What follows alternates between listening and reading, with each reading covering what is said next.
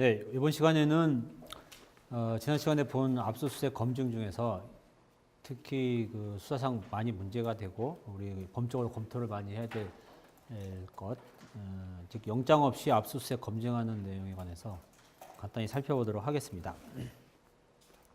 우선 화면에서 보는 바와 같이 영장 없이 압수수색 검증할 수 있는 것은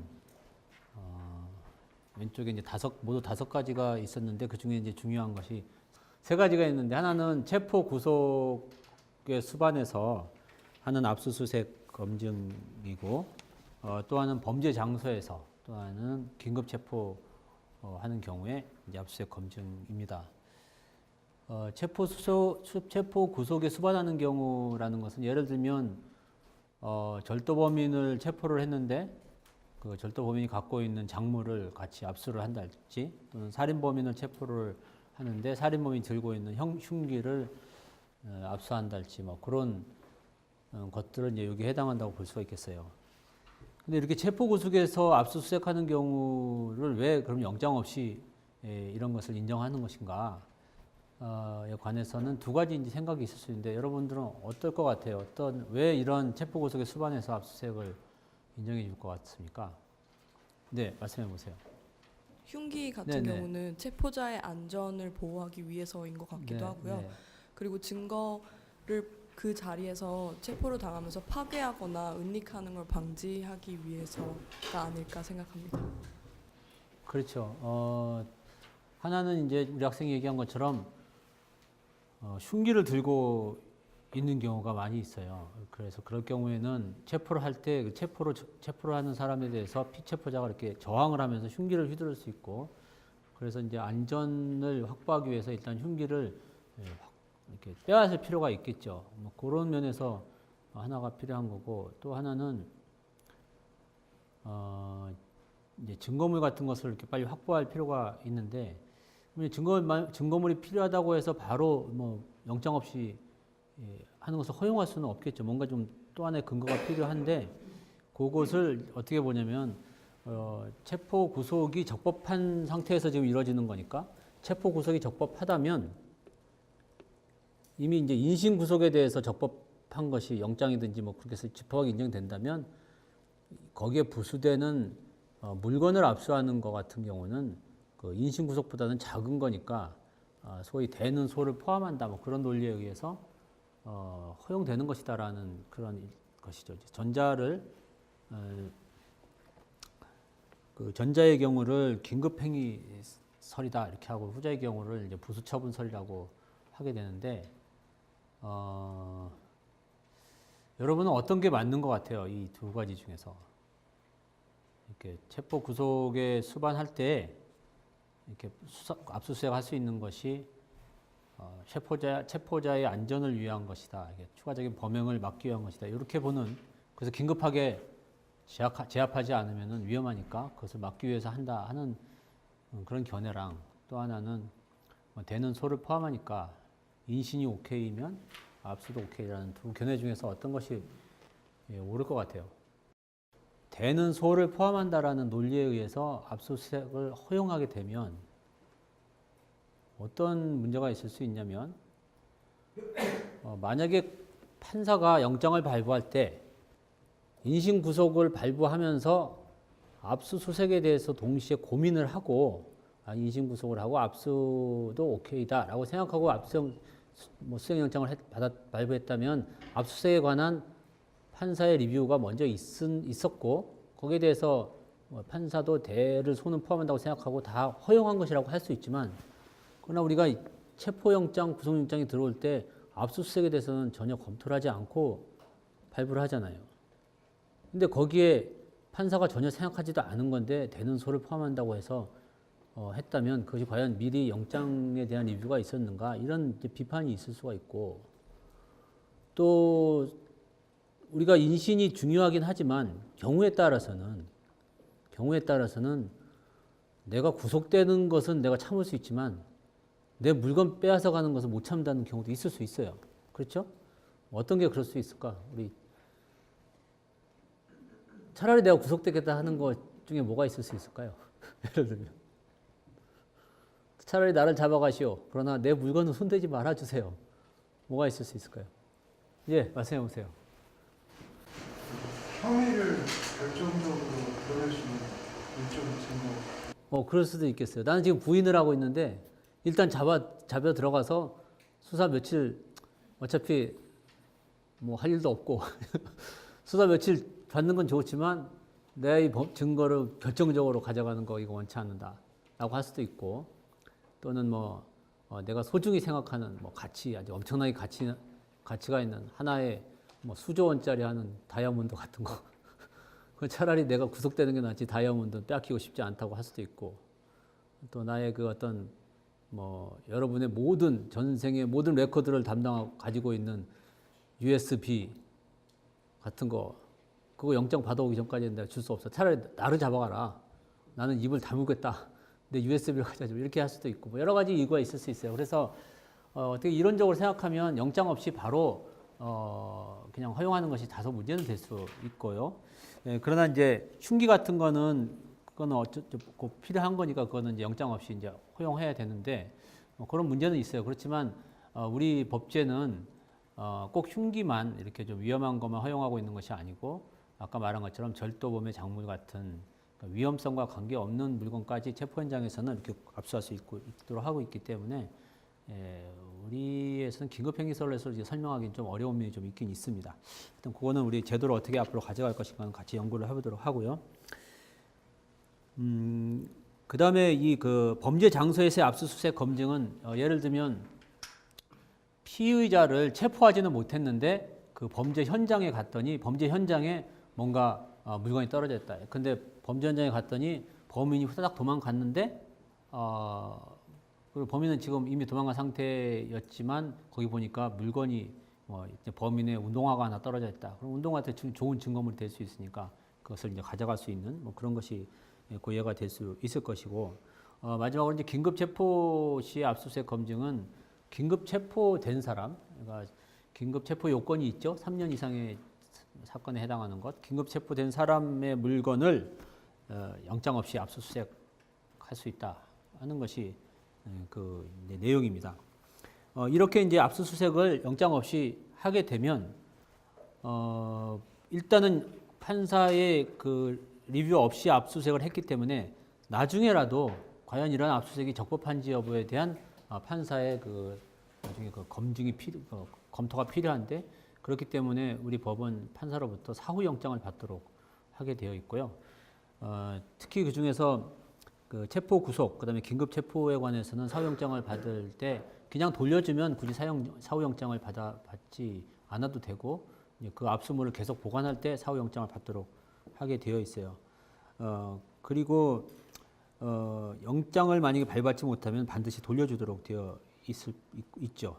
그리고 이러한 그 압수수색에 대한 그 사후 영장은 항상 압수수색하고 바로 지체 없이 사후 영장을 받아야 되는 것이고 지체를 하게 되면 그 자체가 부적법한 것이다라고 합니다. 부적법하게 되고 여기에 우리 지난 형사소송법 2007년도 개정하면서 체포 구속에 수반한 압수수색 검증과 긴급 체포 시의 압수수색 검증에 대해서는 48시간이라는 것이 또 들어가 있어요. 그래서 하여튼 48시간이 들어가 있는데 그 48시간 이내에 지체 없이 영장 청구할 수 있도록 되어 있으니까 지난번에 우리가 얘기한 것처럼 48시간의 의미를 48시간만 지키면 지체 없다고 평가할 것인지 아니면 48시간과 지체 없이는 별개의 요건인지에 대해서 약간 견해는 나뉘어질 수 있지만 우리는 어떻게 본다고 했어요? 기억나시는 분 있어요? 그 두 개의 요건이 다 갖춰져야 되나요? 아니면 48시간만 있으면 문제가 없는 건가요? 네, 대답해 보세요. 네, 48시간 이내라도 그 지체 없이라는 말을 엄격하게 해석해서 봐야 한다고 했습니다. 그렇습니다. 그러니까 지체가 있으면 48시간 이내에 신청을 해도 안 된다라는 것을 유념해 줬으면 좋겠어요. 그런 것들이 이제 우리 그 대충의 그 요건들인데 그 중에서 제일 현실적으로 문제가 많이 됐던 것이 이제 긴급 체포 시의 압수수색 검증입니다. 긴급 체포 시의 압수수색 검증인데 이 긴급 체포 시 압수수색 검증은 예컨대 어떤 사람을 이제 긴급 체포를 하죠. 긴급 체포. 긴급 체포를 하면 우리 법문은 어떻게 되어 있냐면 이 사람이 소지하고 있는 물건, 또 보관하고 있는 물건, 소유하고 있는 물건을 압수수색할 수 있다. 이렇게 압수수색 검증하고 있다. 이렇게 규정을 하고 있습니다. 그런데 이 소지, 소유, 보관이 장소가 어디냐에 대해서는 우리 규정이 전혀 없어요. 그러니까 이런 경우에는 어떨 것 같아요? 소지라고 하는 것은 이 사람이 몸에 가지고 있는 거죠. 그러니까 바로 체포되는 현장에서 그것을 이제 압수하는 것이라고 볼 수가 있겠어요. 그런데 예를 들면 이 사람이 부산에 놀러 갔다가 체포됐어요. 긴급 체포됐는데 이 사람 집은 서울이에요. 이 사람 집은 저기 멀리 떨어져 있는 서울. 서울에 집이 있는데 집이 좀 이상하네. 일단 집이 이렇게 있어요. 집에 이 사람이 소유하고 있는 물건이 하나 있어요. 소유하는 물건이 집에 있어요. 증거물 뭐가 있을까요? 그림이 안 좋네. 칼 같은 거 하나? 칼이 있다. 그럼 이 물건을 압수할 수 있을까요? 이 칼. 압수할 수 있을까요? 없을까요? 저 부산에 있는 사람, 부산에 지금 해운대 놀러 갔어요. 그래서 잡았는데 그 사람이 범죄를 저지른 사람이고 뭐 약간 강도로 한 사람이고 집에 칼이 있다. 이랬을 때 장소적 접착성을 고려해야 된다는 요청이 필요하죠. 예, 장소적 접착성을 필요로 한다. 아무데나 멀리 있으면 안 되겠다. 그러면 장소적 접착성이라는 것은 무엇일까요? 부산에 해운대에서 잡혔으면 그 잡힌 그 자리에서만 이라고 할까요? 아니면 부산 시내까지는 괜찮을까요? 아니면 경상도까지 괜찮을까요? 어떨 것 같아요? 이 장소적 접착성을 어떻게 볼 수 있을까요? 요거 지금 우리 학생이 장소적 접착성이라고 한 것은 매우 아주 정확한 아주 그 해안이 있는 지적인데 우리가 부산에서 잡힌 사람을 서울에까지 가서 가져온 자니까 뭔가 좀 여러분 마음이 좀 안 들잖아요. 마음이 안 들지만 우리 그 조항을 보면 이 장소적 접착성이라는 요건은 조항에 있어요, 없어요? 없어요. 그래서 이 조건은 우리 요거를 넣을 수 있는 제도도 만들 수는 있지만 현행법은 요건 필요 없다. 즉 이 사람이 가지고 있으면 서울에 있는 것도 압수할 수 있다라고 하는 것이 우리 현재의 법이에요. 물론 긴급 체포에서 이것을 바로 압수하지 않으면 안 될 긴급성이 요청이 되는 것은 뭐 그건 당연히 인정이 되는 거지만 하여튼 어디서든 가능하다. 그러니까 현실적으로 또 많이 일어나는 경우는 어떤 경우냐면 이 사람의 근데 집에서 이 사람을 체포를 하면서 이 사람의 사무실에 있는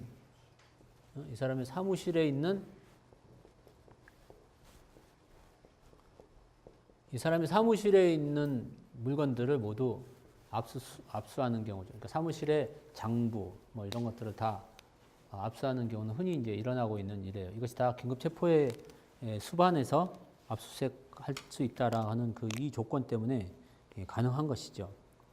그런데 우리가 지금 방금 본 것처럼 이렇게 된다면 한 사람을 긴급 체포만 한다면 그 사람이 가지고 있는 모든 물건을 극단적으로 이론적으로 따지면 이 사람이 도대체 이 지구상에 가지고 있는 모든 물건을 다 압수할 수 있다고 할 수 있어요. 미국에 가서도 요즘은 달나라까지 가니까 달나라에 있는 물건도 가져올 수 있다는 것이 이론적으로 가능하다고 할 수 있겠어요.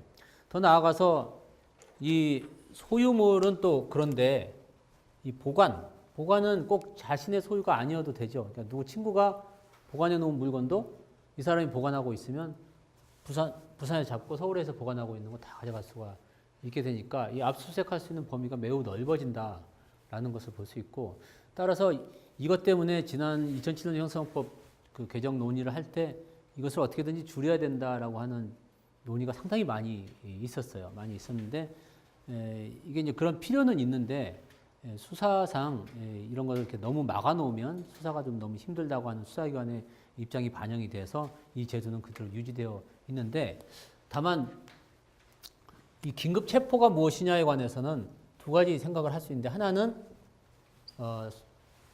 그 장기 3년 이상의 징역을 징역 금고에 해당하는 자유형에 해당하는 범죄를 저지르고 긴급한 경우가 있을 때, 긴급 체포의 요건이 해당하는 자면 그 사람을 실제로 긴급 체포하지 않더라도 그 사람의 소유, 소지, 보관하는 물건을 압수할 수 있다라고 하는 그러한 생각이 하나 있을 수 있고요. 긴급 체포의 대상이 되는 자, 긴급 체포 될 자죠.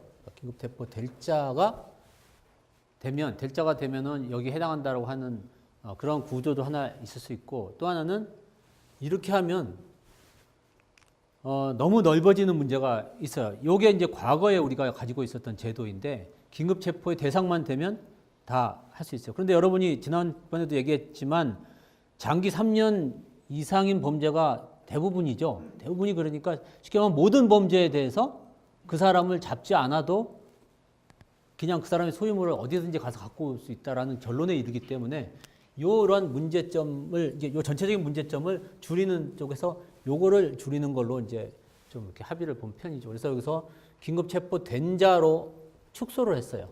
된 자.